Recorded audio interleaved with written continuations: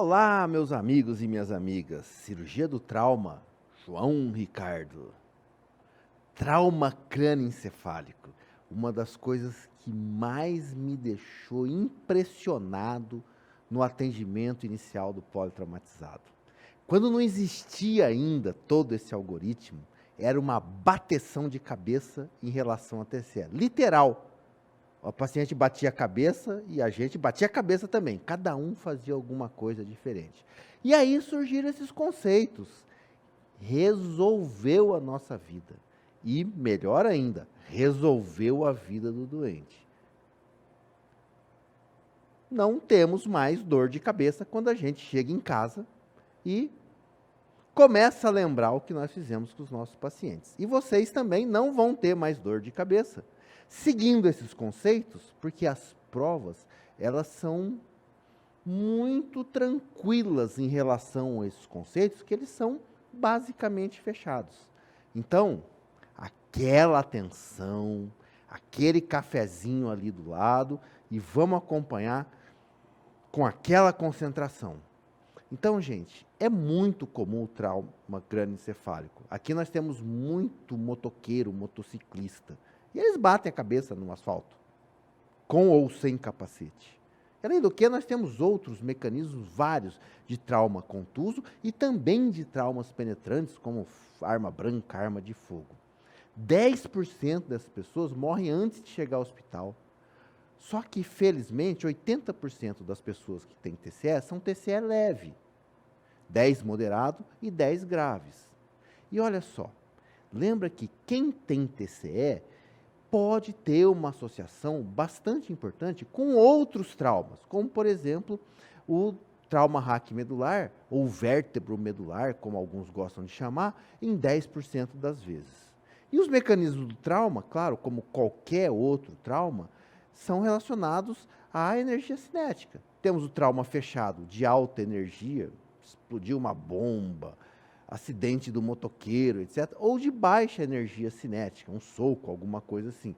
E traumas penetrantes, por ferimento de arma de fogo, eventualmente alguma arma branca que a gente vê aí nos nossos prontos-socorros.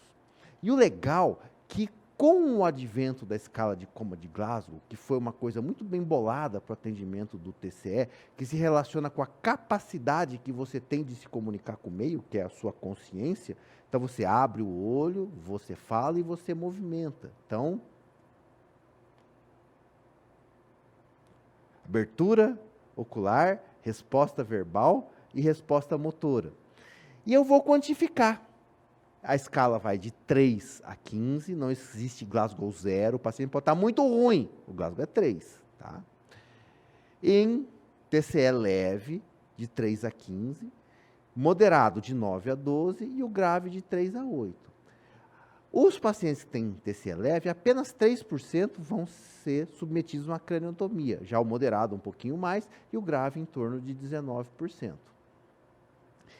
E nós temos algumas lesões classificadas conforme a sua morfologia. Nós temos as fraturas de crânio, que pode ser da calota craniana ou da base de sustentação craniana, e como também eu posso ter lesões intracranianas, que são as lesões focais, que são os hematomas, extradural, subdural e intracerebral, ou as lesões difusas. Essas lesões difusas são danadas, que muitas vezes elas não têm representação na tomografia. Tem lesões difusas, a concussão leve, a concussão clássica, que a pessoa retorna ao normal, suas atividades, ao grau de consciência, tem algumas sequelinhas, principalmente psicológicas, mas ele retorna. E temos uma lesão difusa, extremamente grave, que é a lesão axonal difusa, que realmente leva o paciente muitas vezes a óbito. Interessante que, antigamente, lembra que eu falei para vocês, olha, era uma bateção de cabeça? A gente, quando tinha um paciente com TCE, a gente fazia um raio-x de crânio para ver se ele não tinha fratura óssea. Só que a gente sabe que o problema não é só a fratura. Eu posso ter o esqueleto íntegro, o arcabouço ósseo íntegro, mas eu tenho lesões intraparenquimatosas. E essas lesões intraparenquimatosas é que vão fazer elevar a pressão intracraniana, dando aquele probleminha que eu falei para vocês lá no atendimento inicial do politraumatizado. Às vezes a pressão intracraniana está maior do que a pressão de perfusão. Então aquele neurônio que ainda estava vivo, ele não tem condições de sobreviver. E eu causo a chamada lesão secundária. Então, por causa disso, que a gente não vê em nenhum algoritmo de atendimento inicial de politraumatizado, raio-x de crânio.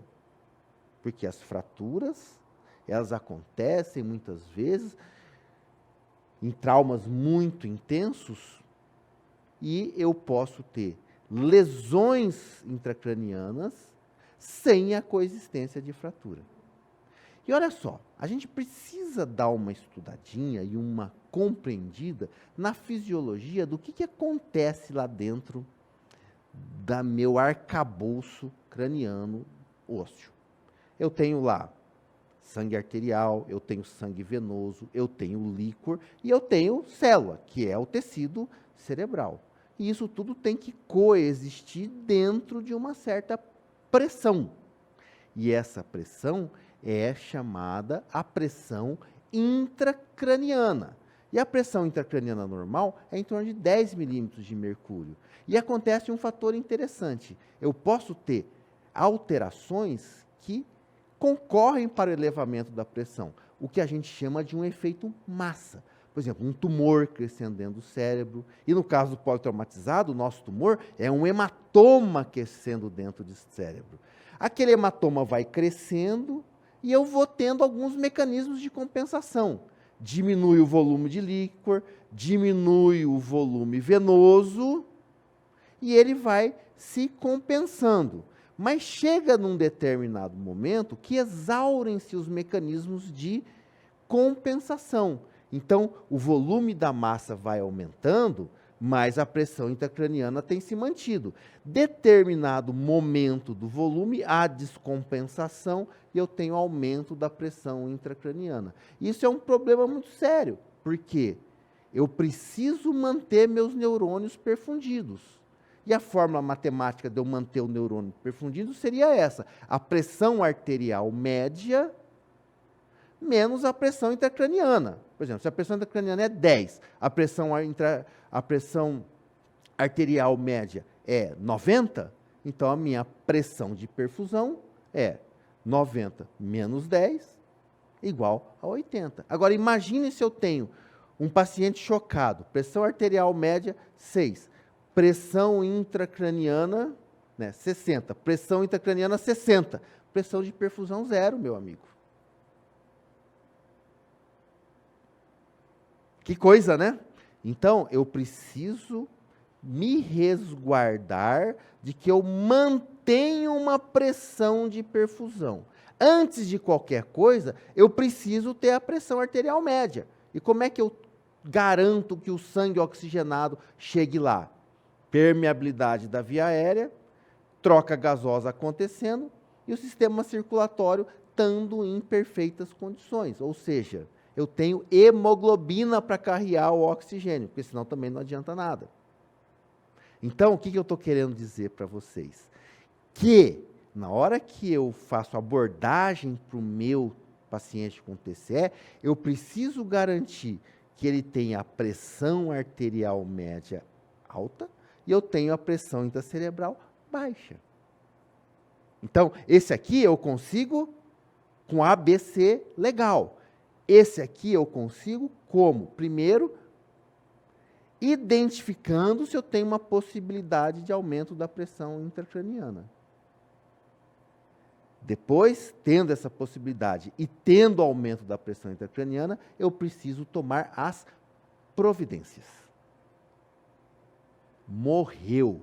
Olha só, nós estávamos falando daquela situação de que nós temos mecanismos de compensação. Como eu falei para vocês, aquela historinha chama doutrina de Monroe-Kelly. Ó, na pique normal, sangue venoso, sangue arterial, líquor e o tecido encefálico.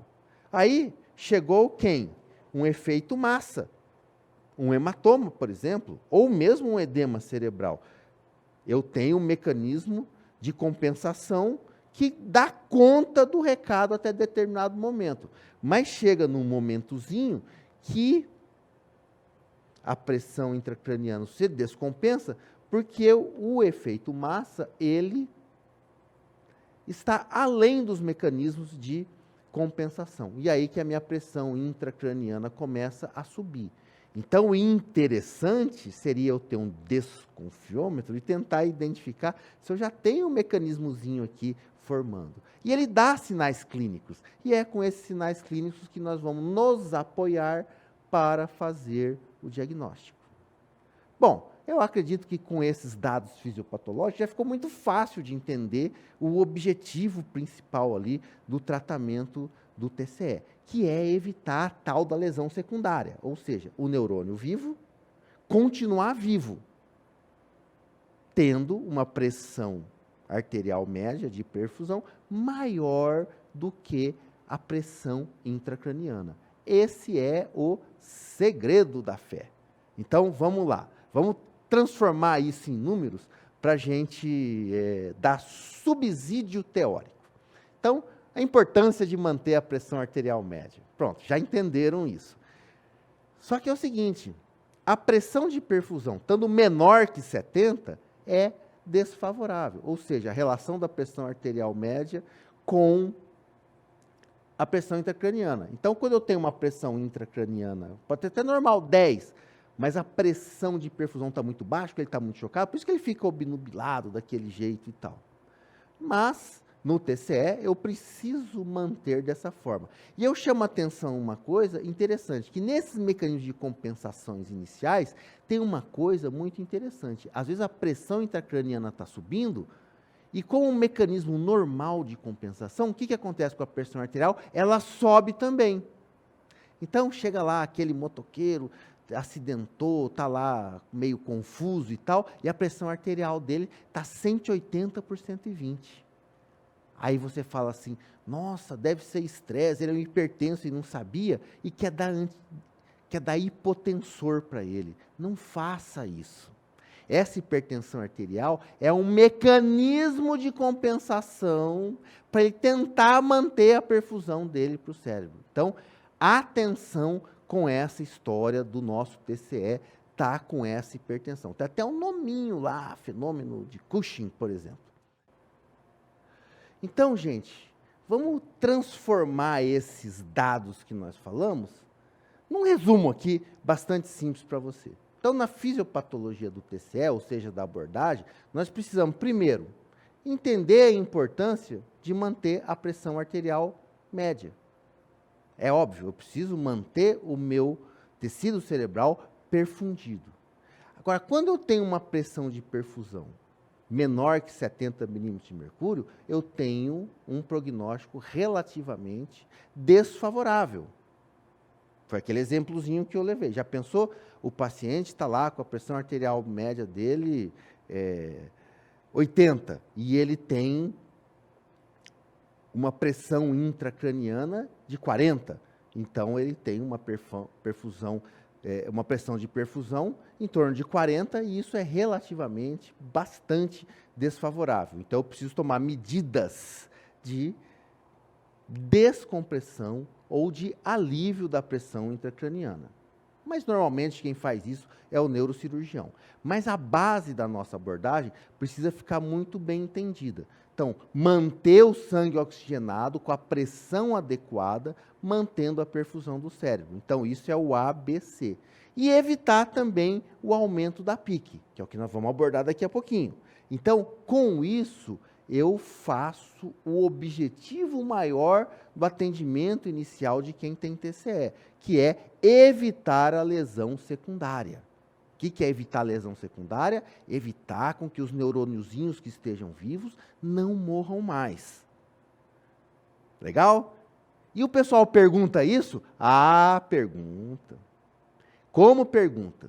2010. Na avaliação inicial de um paciente politraumatizado que apresenta TCE maior, os fatores de maior relevância para o prognóstico são... O que tem mais relevância para o prognóstico. Então vamos lá, gente. Alternativa A, pressão sistólica menor que 90. Paciente chocado, hein? Pressão intracraniana acima de 15. Escória de coma de Glasgow menor que 8. TCE grave. Fratura de extremidades associadas. Esse é um paciente bastante grave. Pressão intracraniana normal é 10. Pressão sistólica menor que 90. Também bastante grave. Pique acima de 15. Glasgow menor que 8. É como esse paciente A. Mas eles têm acima de 55 anos. Pressão sistólica maior que 120. Esse aí está estável. Pique menor que 15. Opa, não está grande coisa. Score menor que 8, mas está com TCE grave também. Fratura de extremidades associadas. Mas, pelo visto, o ABC dele está resolvido porque a pressão está maior que 120. Pressão sistólica acima de 120. Legal. Pique menor que 15. Score menor que 8 e tem diabetes mellitus. Então, gente, o que é pior? Quem tem maior pressão sistólica ou quem tem menor pressão sistólica? É pior quem tem menor pressão sistólica. É óbvio, porque o objetivo é evitar alterações secundárias e lesões secundárias. E a gente tem que levar em consideração também a idade desse paciente. Ele não falou a idade do paciente A, mas aqui nós temos, pressão sistólica menor que 90 é grave, pique acima de 15, normal é 10, ele tem já hipertensão intracraniana com hipotensão, com TCE grave, e além do que, a idade acima de 55 anos. Então, nós temos uma possibilidade maior de dano relacionado com a idade também. Então, alternativa B, alternativa correta. Vamos falar da avaliação inicial, gente. No ATLS, a avaliação inicial do TCE está lá no item D. O A, via aérea com coluna cervical, B, respiração, C, circulação e o D, disability. Ele quer verificar a reação e análise do seu sistema nervoso central. Nós não estamos falando de sistema nervoso periférico ainda, isso é lá no exame secundário. Então, nós vamos levar em consideração a escala de coma de Glasgow e a reação pupilar. A escala de coma de Glasgow, clássica, que a gente conhece, manjada, fala das relações com o meio externo, abertura ocular, resposta verbal e resposta motora. A abertura ocular espontânea, vale 4, a voz 3, a dor 2, nenhuma. Não tem resposta nenhuma. Fulano mexeu e tal, não falou nada. 1. Oi, tá, não abriu o olho, resposta 1. Resposta verbal, orientado, ele fala normal. Está confuso. Confuso, todo mundo sabe o que é confuso, mas ele formula frases. Palavras inapropriadas, ele fala palavras soltas e elas são inapropriadas. Palavras incompreensíveis ou sons incompreensíveis. Gu, dadá, tá? 2. Nenhuma resposta. Obedece a comando. Localizador. Movimento de retirada, a flexão com retirada. Flexão anormal. Extensão. E nenhuma resposta. Lembra que a gente deve qualificar a melhor resposta motora. Então, vamos imaginar. Ele localiza a dor do lado direito. E aqui no lado esquerdo, ele faz uma flexão. Então, o Glasgow dele é 5. Mas a escala de coma de Glasgow não é mais essa. Mudou. 2017, houve uma mudança da escala de Glasgow e você está passando a escala de Glasgow velha. Calma, eu estou passando o conceito porque, na verdade, o que mudou foi a denominação. Ela se transformou em mais politicamente correta. Ficou mais legal, eu acho. Mas o princípio é esse mesmo. E se você já conhece esses princípios, vai ajudar você a fazer os seus cálculos. Aí você vai lembrar dessa nova escala de coma de Glasgow, que, na verdade, continua de 3 a 15, continua exatamente da mesma coisa. Está aqui em inglês porque esse é do site da Fundação Escala de Coma de Glasgow. Então, para você, olho, espontâneo, ao som, era a dor, agora é a pressão. Nossa, que mudança. Porque primeiro que você não pode ficar fazendo dor no seu paciente, vai ficar lesando ele. Gosta de apertar mamilo e tal, não existe. Então, a pressão do mas ele é tetraplégico, pressão aqui acima do ombro, ou então é tetraplégico, ou então aqui pressão da sobrancelha, legal. Ou nenhum estímulo. Orientado, confuso. Palavras, não são palavras inapropriadas, são palavras, para dizer que ele não formula a frase. Não são sons incompreensíveis, são sons. E nenhuma resposta. Mesma coisa do motor, obedece o comando, localiza, flexão normal com retirada, flexão anormal, decorticação, extensão, descerebração e nenhuma. Quer dizer, não mudou nada na escala de coma de Glasgow. Não sei se foi marketing, alguma coisa, ou alguém queixou lá daquele negócio da dor. E a reação pupilar. Eu não preciso ser o maior neurologista do mundo para eu saber se tem reação pupilar ou se ele não tem reação pupilar. Ou se a pupila é isocórica ou não é isocórica. Vou contar uma história gozada para vocês. O paciente estava consciente, mas ele tinha anisocoria e o olho, midríase. Lanterninha, midríase, outra lanterna, mas não é possível, ele está consciente, mas bateu a cabeça, não bateu a cabeça. Tomografia dele, estava lá o olho de vidro na tomografia. É que estão fazendo uns olhos de vidro assim, fantásticos, e você acaba ou não perguntando, enfim. Então, certo, gente? Tá?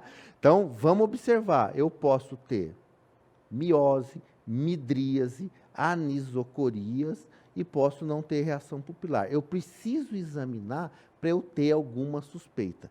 Alguns dados, eles são bastante importantes e bastante clássicos, como a midríase unilateral, que significa a compressão lá do terceiro par, que pode ter herniação, mas ele não está estável conversando e tal com esse quadro. Ele tem um quadro concomitante. Mas eu não sei que é compressão do terceiro par, mas...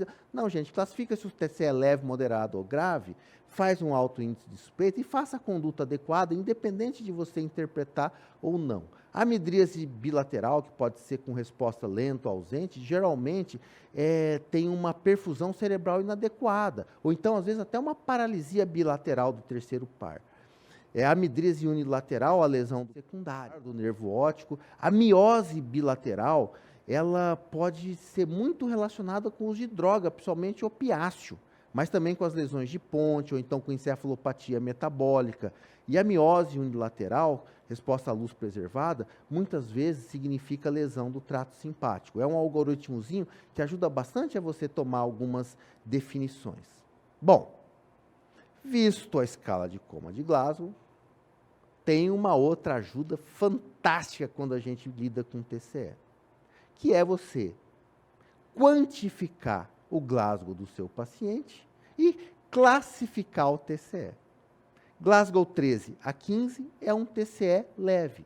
E 80% dos seus pacientes, eles vão estar com TCE leve. Apenas 3% vai evoluir com uma disfunção neurológica grave. Claro que a tomografia seria ideal para todo mundo, mas a gente sabe da dificuldade de acesso. Então, a gente pode pegar um TCE leve e deixar ele em observação. 6, 8, 12 horas, dependendo do quadro, do bom senso. E o que vai acontecer? Ou ele vai continuar um TCE leve, não vai continuar nada e ele vai embora para casa, ou ele vai evoluir para um TCE moderado ou TCE grave e você vai tomar as medidas necessárias ao TCE moderado ou TCE grave. Hoje em dia, tem surgido algumas situações interessantes de você ter uma desconfiança do quadro do TCE leve que poderia evoluir com problemas. Então, seria aquele paciente que teve alguma alteração, mesmo transitória lá no momento do trauma, como, por exemplo, uma amnésia, uma desorientação, mesmo que tenha sido fugaz, ou esse paciente tem algum risco, acima de 55 anos, ele usa anticoagulante, alguma coisa assim que facilite, por exemplo, ele fazer uma hemorragia, alguma coisa. Então, vamos considerar que você não tem uma tomografia, você pode certamente fazer só observação. E existe uma dúvida sobre observação, se hospitalar ou se domiciliar. Então, gente, se se esse paciente teve perda de consciência, cefaleia, está intoxicado, teve rinorreia, não vai ter um acompanhamento confiável, se ele tem impossibilidade de retorno porque é muito longe, faça observação intra-hospitalar. Na vida prática, a gente faz quase todas as observações intra-hospitalares, até por receio das famílias de levar esse paciente. Correto? E aí nós temos também o TCE moderado, que é o Glasgow de 9 a 12. São praticamente 10% das vítimas de TCE e interessante que 10 a 20% desses pacientes vão ter piora neurológica, quer dizer, eles vão virar TCE grave. Só que, nesses pacientes, você fala assim, não, mas se só 10 a 20% vai virar TCE grave, então o restante vai virar TCE leve, quer dizer, ele vai melhorar, vai recobrar normalmente, então você fica tranquilo. Não, não é bem assim. No TCE grave, eu preciso fazer tomografia de crânio, ela é imperativa, ela é obrigatória. E às vezes eu não vou fazer uma tomografia só, eu faço a tomografia, faço acompanhamento, não melhorou, tive dúvida, vamos repetir a tomografia. Claro, precisa do acompanhamento neurocirúrgico esse paciente. E o TCE grave, que é o cloma de 3 a 8, eu preciso, claro, sempre fazer a estabilização hemodinâmica desse doente. Claro, dos outros TCE também precisam de estabilização hemodinâmica, mas eu preciso lembrar muito que eu preciso ter uma PAM maior do que a pressão intracerebral, a pressão intracraniana, perdão. Por quê? Porque senão não vou perfundir os meus neurônios. Então, a hipotensão, ela aumenta a mortalidade. Num TCE grave, a mortalidade de 27% num paciente estável hemodinamicamente, ela sobe a 60% no paciente instável. Porque a lesão cerebral, ela é agravada por lesão secundária. Então, no TCE grave, a primeira coisa que eu faço é esse aqui, ó, garantir o ABC para que eu garanta a minha perfusão cerebral, eu garanto a minha pressão arterial média. Não vai ter significado nenhum eu resolver o problema da pressão intracraniana e esse paciente continuar hipotenso, os neurônios vão continuar hipoperfundidos da mesma maneira. Então, o que eu faço no TCE grave? Tomografia de crânio é obrigatória. Agora, claro, eu estou no item D. Eu já resolvi o C, porque eu não vou pegar um paciente chocado, instável, que pode ter sangramento no tórax, abdômen, pelve, ou situações que simulam choque, como choque, tamponamento cardíaco, ou como pneumotórax hipertensivo, e levar ele para uma tomografia de crânio. Eu preciso resolver o ABC. Então, pacientes estável, tomografia obrigatória e eventualmente repetidas tomografias, intubação precoce, ventilação com oxigênio a 100%. Essa ventilação, ela deve ter uma hiperventilação apenas cautelosa. A PCO2 deve ficar entre 25% e 35%. Num passado não muito distante, acreditava-se que você hiperventilar, você faria vasoconstrição e diminuiria a possibilidade de edema cerebral. Só que aí você, com vasoconstrição, você perfunde menos. Então, chegou-se à conclusão que manter uma PCO2 entre 25% e 35% é muito bem obrigado, suficiente. E o que eu faço nesse paciente que está com o TCE e ele está hipovolêmico? Essa é uma questão muito importante. Se ele tem uma pressão arterial sistólica abaixo de 100, eu tenho um choque hipovolêmico lá, classe 3. Eu preciso, gente, fazer a abordagem do choque, que é fechar a torneira e encher o tanque. Então, identificando o sangramento. Será que o sangramento é abdominal? Será que eu faço lavado peritoneal diagnóstico, ultrassom FAST? Se eu tenho suspeita de sangramento abdominal, sim. Se eu suspeito de sangramento abdominal, descarto o sangramento torácico ou o sangramento da pelve. Mas se ele está instável hemodinamicamente, eu preciso fazer com que ele esteja estável hemodinamicamente para eu fazer as condutas relacionadas ao TCE propriamente dito. Não, a pressão arterial está acima de 100, opa, ótimo, vamos para a tomografia, vamos fazer essa avaliação neurológica também, chamando o nosso especialista, o nosso neurocirurgião, para tomar conta da situação. E é claro, se for um TCE grave, Glasgow de 3 a 8, claro que eu vou mandá-lo entubadinho para a minha tomografia, ventilando, com a saturação de oxigênio adequada, PCO2 entre 25 e 30. Tá certo?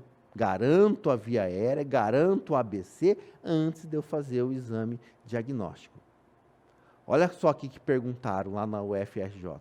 O Severino, de 45 anos, funcionário da construção civil, etilista de longa data, foi atendido em via pública após queda da laje, com lesão traumática do crânio. No hospital, seus amigos disseram que após a queda, perdeu a consciência por 3 minutos e, ao recobrá-la, permaneceu levemente confuso. Não se lembrava da queda e referia muita cefaleia. O exame físico era normal. Os sinais vitais estavam estáveis. O Glasgow era 15 e não havia sinais focais. A conduta adequada nesse momento é, veja bem, ele caiu da laje, disseram que após a queda ele perdeu a consciência e agora ele está bonitinho com a escala de Glasgow 15. Então, é um TCE leve. O que eu faço com ele? Marco o retorno à emergência em 24 horas para reavaliação, prescreva analgésico e coloque-o disponível para atender em qualquer momento? Manter em observação na emergência, repetir o exame neurológico em algumas horas, avaliar Glasgow periodicamente e medicar com analgésico? Admitir na enfermaria para observação prolongada e iniciar fenitoína intravenosa? Admitir na UTI, monitorizar a pressão intracraniana e iniciar manitol intravenoso? E aí, gente, um TCE leve, mas ele perdeu a consciência antes. O que eu faço com ele? Gente, esse era um Glasgow leve, que até eu poderia já fazer uma tomografia, mas como não tinha tomografia aqui nas alternativas, vamos deixar ele ali, ó, amarrado na emergência. Mas não é naquela maca atrás do corredor lá que ninguém olha, não. Temos que repetir o exame neurológico, avaliar a escala de goma de Glasgow periodicamente, claro, prescrever um analgésico venoso e tal, da maneira, porque é exame secundário, ele está com dor, nós estamos permitidos a isso, e verificar a evolução. Opa, passou um período, está tudo bem? Muito bem, Severino, está de boa. Opa, aconteceu alguma coisa? Tomografia nele. Joia, legal. Vamos falar um pouco, então, das lesões específicas, para a gente dar um temperinho todo especial aqui nas nossas condutas. As fraturas ósseas, elas podem ser de crânio, uma fratura de calota craniana, linear, estrelada, com afundamento, sem afundamento, fechada, aberta. A fratura de crânio sempre é bastante importante, sempre é um indicativo de gravidade, porque se a energia cinética foi suficiente para fazer uma fratura óssea, o que será que fez lá dentro do tecido cerebral? E sem contar com os efeitos de aceleração e desaceleração. Então, a indicação cirúrgica para essas fraturas é como nós temos um afundamento maior, sinais de hipertensão intracraniana, claro, vou fazer a nossa avaliação, se é TSE leve, moderado e grave, e saber desses dados, e no TSE grave, com certeza eu vou ter um aumento da pressão intracraniana, então isso ajuda na decisão. Perda de líquido cerebroespinhal também é uma indicação cirúrgica, e as fraturas expostas, é óbvio, precisa lavar e fazer a conduta adequada para fechar o foco. E também temos as lesões na base do crânio, na calota e a base que está aqui segurando na divisão entre crânio e face. Nós temos uma suspeita que pode ser baseada em alguns sinais clínicos, como o hematoma periorbitário, que é o sinal do Guaxinim, ou o hematoma aqui retroauricular na mastoide, que é o sinal de Bethel. Geralmente, essas fraturas são graves, eu tenho que ter um cuidado muito grande, porque se eu quiser passar uma sonda gástrica nesse paciente, eu não posso passar uma sonda nasogástrica, porque vai enrolar aqui dentro do cérebro, porque está fraturada a base do crânio. Então, essa sonda precisa ser orogástrica nesse caso. A tomografia é fundamental mesmo, porque esses pacientes vão ter alterações de Glasgow, que são TCEs leves e moderados, E, normalmente, na base craniana, o tratamento ósseo é conservador. O que nós vamos tratar mesmo são as lesões intracerebrais. Né? Lembrar que a base do crânio está aqui no assoalho do crânio e ele pode levar, aqui, o sinal de Guaxinim, o hematoma periorbitário bilateral, o sinal da batalha, que é o retroauricular. E temos também, que a gente tem que levar muito em consideração, que tem uma importância enorme, são as lesões intracranianas focais, que são os hematomas. Hematoma extradural, hematoma subdural e o hematoma intraparenquimatoso.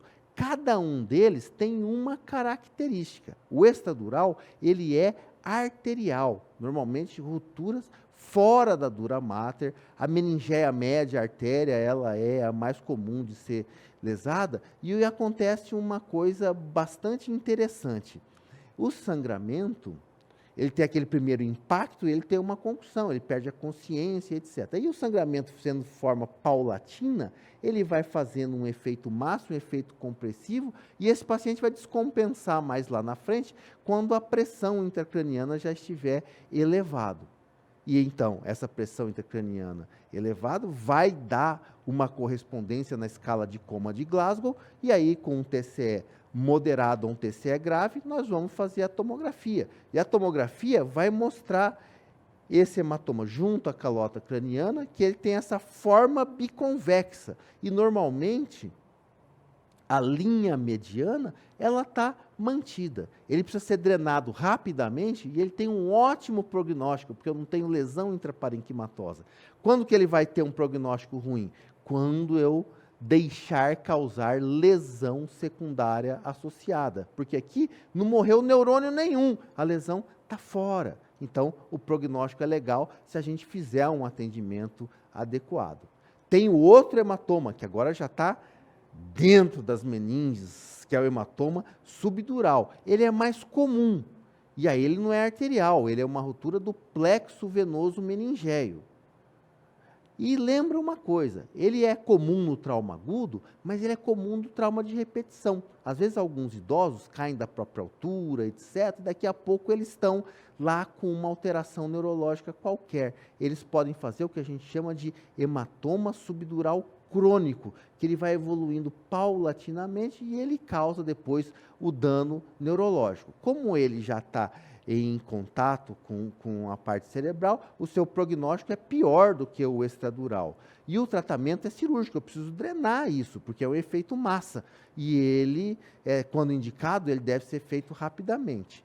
Também, junto à calota craniana, não tem aquele aspecto biconvexo, você nota mais uma concavidade, e aqui você vê nessa tomografia, olha o desvio da linha média aqui da folha, olha onde veio parar o ventrículo, veio parar lá contralateral. Então, o hematoma subdural, ele tem uma correspondência maior ali na pressão intracraniana. E temos depois o hematoma intracerebral, que seriam vários hematominhas, espalhados dentro do parênquima cerebral. Esses ficam difíceis de ter indicação cirúrgica, porque às vezes você não consegue delimitar o local exato desses hematomas para fazer uma drenagem. Eu faria uma drenagem lesando o tecido sadio que estão revestindo esses hematomas. Elas são lesões focais comuns e são bastante frequentes de ser associadas com hematoma subdural. Eles são preferencialmente no frontal e no temporal. E interessante que elas podem coalescer esses hematomas. Muitas vezes a pressão intracerebral fica de tão elevada que o neurocirurgião vai precisar fazer uma descompressão. Claro que esses pacientes já estão com TCE grave, você já intubou, você já manteve a PCO2 entre 25 e 35, e lá no tratamento definitivo, o assistente especialista adequado vai saber fazer o tratamento correto. Olha o branquinho aqui, que é coágulo. Aliás, branquinho na tomografia sem contraste, coágulo é a principal possibilidade. Tem outras? Temos a possibilidade de ser tumor, celularidade, corpo estranho, como por exemplo, levou um tiro, é um projétil de arma de fogo. Então, você tem outras possibilidades também. E olha aqui um hematoma cerebral, aqui ele está localizado. Aqui eu tenho hematomas variáveis numa contusão cerebral. E perguntam sobre isso, nossa, e como perguntam? Principalmente do hematoma extradural. porque essa parte, estava bem, piorou, quer dizer, teve o trauma, teve alguma concussão, perda de memória, alteração, alguma coisa. Depois ficou razoavelmente bem, Glasgow 15, e agora afundou. Isso chama-se de intervalo lúcido, é a característica do hematoma extradural. E o povo adora perguntar isso. Um paciente de 18 anos deu entrada no pronto-socorro com história de TCE há 4 horas. Durante uma partida de futebol, chocou com outro jogador. No momento do trauma, não perdeu a consciência e continuou a jogar. Após 20 minutos do trauma, evoluiu com cefaleia e pediu para ser substituído. Após 45 minutos, apresentou piora da cefaleia e iniciou vômitos. Após 2 horas, evoluiu com sonolência e rebaixamento progressivo do nível de consciência. Na admissão ao hospital, estava com Glasgow 7, com anisocoria direita. Qual que é o diagnóstico mais provável? Acabamos de falar, né? Lesão axonal difusa, hematoma extradural e subdural ou contusão cerebral? Hematoma extradural agudo, tá? Então, fica aí de mensagem para vocês. E as lesões intracranianas difusas existem? Existem, são mais comuns, inclusive, que as focais. E, normalmente, por mecanismos de aceleração e desaceleração. Elas chamam menos atenção, porque elas não precisam ser operadas, e 2 delas têm uma evolução bastante satisfatória, que não precisam de condutas médicas imediatas, que é a concussão leve e a concussão cerebral clássica. Agora, a lesão axonal difusa é aquele paciente grave, com TCE grave, Glasgow abaixo de 8, e na tomografia eu não vejo lesão focal nenhuma. Então, a gente chama isso de lesão axonal difusa. A concussão leve, a consciência está preservada. Se teve disfunção neurológica, ela foi transitória ou até desapercebida. Muitas vezes, os quadros mais leves, nós vamos ver só uma leve confusão e, às vezes, um pouquinho sem ou com uma pouco amnésia e totalmente irreversível, não leva sequela nenhuma. Às vezes, eu posso ter uma sequela de uma amnésia retrógrada. Agora, a concussão cerebral clássica, eu já tenho uma perda de consciência que é transitória, mas ela é totalmente reversível. O grau de amnésia é relacionado à magnitude da lesão. Muitas vezes o paciente não consegue saber o que aconteceu com ele, o momento do trauma, etc. Os déficits neurológicos, possivelmente eles podem estar ausentes, ou às vezes são apenas perdas da memória, uma depressão pós-trauma, que a gente chama de síndrome pós-concussão. Então, essas são as concussões cerebrais, que têm uma evolução bastante benigna. Já a lesão axonal difusa é diferente. Geralmente, esse paciente tem um coma pós-traumático prolongado e você não vê lesão de massa e nem lesão isquêmica.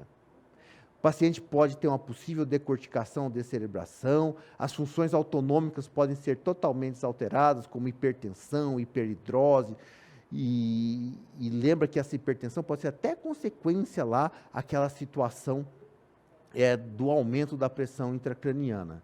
A TC, na maioria das vezes, não mostra grandes coisas. Então, se eu tiver um paciente com TCE grave, com uma TC normal, pensar nessa possibilidade. Os mecanismos normalmente são desaceleração e cisalhamento. E as lesões que foram observadas na anatomia patológica são lesões focais do corpo caloso, às vezes na região rostral lá do tronco encefálico, muitas vezes alterações funcionais dos axônios, então isso já são dados lá da anatomia patológica desses casos. Ainda é um grande desafio no TCE, um grande desafio em terapia intensiva. Os ferimentos penetrantes do crânio, eles existem? Existem. A abordagem é exatamente a mesma. Manter a via aérea, ventilação, a circulação de maneira estável, e em relação ao TCE, a escala de Coma de Glasgow, né? Olha aqui um ferimento de arma branca, e a arma branca ficou lá alojada, entrou pela órbita. Muitas vezes nós temos um prognóstico muito pior quando eles cruzam a linha média, e quando eu tenho Glasgow abaixo de 5. E lembrar também a possibilidade dos projéteis de arma de fogo, que são uma grande fonte de traumatismos penetrantes de crânio, mas a abordagem realmente é a mesma. Bom, abordamos, fizemos, desfizemos, trauma leve, moderado, grave, e o tratamento clínico, gente? É só isso mesmo? TCE leve, observação ou tomografia, se tiver, caso do meu juízo. TCE moderado, tomografia e observação. TCE grave, intubação precoce, manter a pressão entre 25 e 30, fazer a minha tomografia e encaminhar o neurocirurgião? Então, junto com o estabelecimento e mantendo o ABCD ou o ABC estável, o tratamento clínico é esse. Então, não tem muito mistério. Aliás, não tem mistério nenhum. Então, evitar a lesão secundária fazendo estabilização da vítima. Lembra que no TCE grave eu preciso da via aérea definitiva. As soluções salinas hipertônicas, elas são descritas aí nos anais da neurocirurgia e da neurologia, mas não são recomendadas no programa TLS. Então, possivelmente, ninguém vai dizer para você que no TCE eles vão usar a solução hipertônica para diminuir o edema cerebral, porque no programa TLS não é previsto, na hora de você entrar com recurso lá na sua prova, está muito mais fácil. Manter essa hiperventilação moderada, PCO2 entre 25 a 30. E o manitol, que é o diurético osmótico. É interessante que nas primeiras edições do programa TLS, o manitol fazia parte do TCE grave. E aí foi vendo que o manitol não trazia grandes benefícios, principalmente no paciente que está instável hemodinamicamente chocado. E aí o manitol foi paulatinamente sendo retirado e ficando restrito a alguns e poucos casos. Hoje em dia, com a 10ª edição, há uma tendência muito grande a nem se usar manitol. Deixa lá no atendimento definitivo com o neurocirurgião, se ele realmente quiser. Mas é descrito na literatura algumas situações que o manitol podia ser feito em bolos inicialmente e depois numa dose de manutenção. Seriam aqueles pacientes que estavam normais, estão deteriorando rapidamente e com sinais aí de herniações, como por exemplo, aqueles que estavam normais e evoluindo depois com pupilas dilatadas ou hemiparéticas, ou pupilas não reativas, e lembra que esse paciente não pode estar hipotenso. Mas cada vez mais usa-se menos manitol no atendimento inicial do politraumatizado. Os esteroides não têm nenhuma evidência clínica, nem no RAC medular, nem no TCE. Não devem ser utilizados. Os barbitúricos, só se eu tiver uma elevação da pressão intracraniana refratária aos meus tratamentos. Mas não é eu que estou lá na sala de emergência, no atendimento inicial, que vou fazer isso. Isso é lá para a equipe do tratamento definitivo. A fenitoína, ela pode ser usada na ocasião de convulsões, porque eventualmente o meu paciente com TCE, ele chega e faz uma convulsão na sala de emergência. Vou usar a fenitoína para todo mundo para prevenir convulsão? Não, eu só vou fazer medicações nos casos de convulsões. E é claro, aquela convulsão aguda, eu primeiro debelo a convulsão lá com o meu benzodiazepina, como eu faço com todo mundo, e a fenitoína depois utilizada. Tá? E a avaliação do neurocirurgião é preponderante. Eu não tenho neurocirurgião no ambiente que eu trabalho. Lembra aquela história do tratamento definitivo. Fiz o que eu precisava fazer, garanti o ABC, agora chegou a hora do neurocirurgião e eu tenho um problema a ser resolvido. Eu identifiquei. Central de regulação, eu preciso do neurocirurgião porque eu estou com um Glasgow grave, eu já intubei, já mantive a PCO2, etc. Eu preciso de tratamento definitivo na unidade neurocirúrgica. Ficou fácil da central de regulação lhe atender.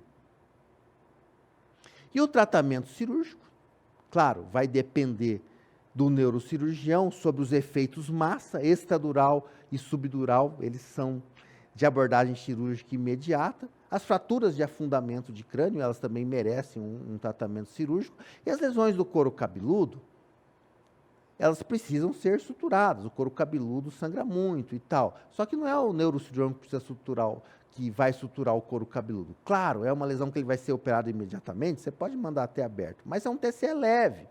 Eu posso suturar normalmente o meu couro cabeludo e prosseguir no meu algoritmo. É um TCE moderado, ele vai ficar só em observação, vai fazer a tomografia. Opa, vamos suturar o couro cabeludo, porque ele também é área de perda volêmica, perda sanguínea.